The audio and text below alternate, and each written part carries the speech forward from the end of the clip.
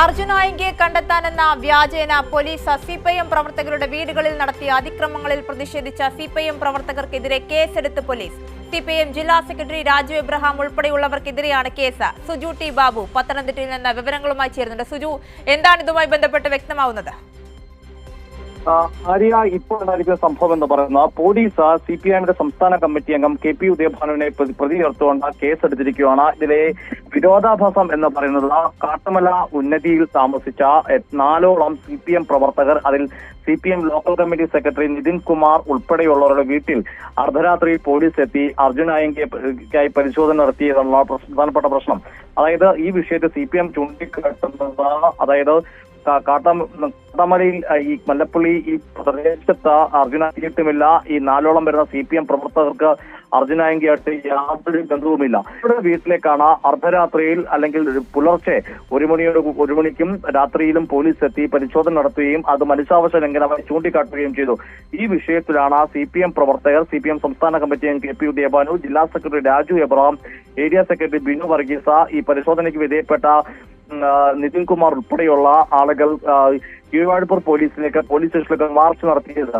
ആ മാർച്ചിലോട്ട് ആവശ്യമായിരുന്നു ഈ വ്യാജ സന്ദേശം, ഈ പ്രതി ഇവിടെ എത്തി എന്ന് പോലീസ് നൽകിയ ആൾ കേസെടുക്കണം, ആ ആളെ പിടികൂടണം, അതിനോടൊപ്പം തന്നെ നിയമവിരുദ്ധമായി പരിശോധന നടത്തിയ പോലീസ് ഉദ്യോഗസ്ഥർക്ക് നടപടി സ്വീകരിക്കണമെന്ന് ആവശ്യപ്പെട്ടുകൊണ്ടാണ് മാർച്ച് നടത്തിയത്.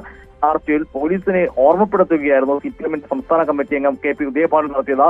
ഇത്തരത്തിൽ പോലീസിനും കുടുംബമുണ്ട് എന്ന തരത്തിൽ അദ്ദേഹം പറഞ്ഞ പരാമർശത്തിന്റെ പേരിൽ പോലീസ് ഇപ്പോൾ CPMന്റെ സംസ്ഥാന കമ്മിറ്റി അംഗം KP ഉദയഭാനുവിനെതിരെ കേസെടുത്തിരിക്കുകയാണ്.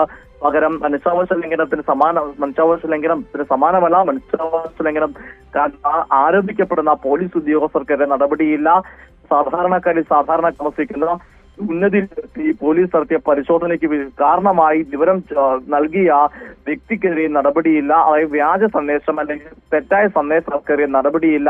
പകരം ഈ വിഷയത്തിൽ പ്രതിഷേധിച്ച CPM സംസ്ഥാന കമ്മിറ്റി അംഗം KP ഉദയഭാനുവിനും മറ്റു 100ഓളം പ്രവർത്തകർക്കെതിരെയാണ് പോലീസ് കേസെടുത്തിരിക്കുന്നത്. അതിൽ ഏറ്റവും വിരോധാഭാസം എന്ന് പറയുന്നത് നിതിൻ ഉണ്ണിയെന്ന CPMന്റെ ലോക്കൽ കമ്മിറ്റി സെക്രട്ടറിയും ഈ വീട്ടിൽ, അതായത് നിതിൻ ഉണ്ണിയുടെ വീട്ടിൽ ഉൾപ്പെടെയാണ് പോലീസ് എത്തിയത്.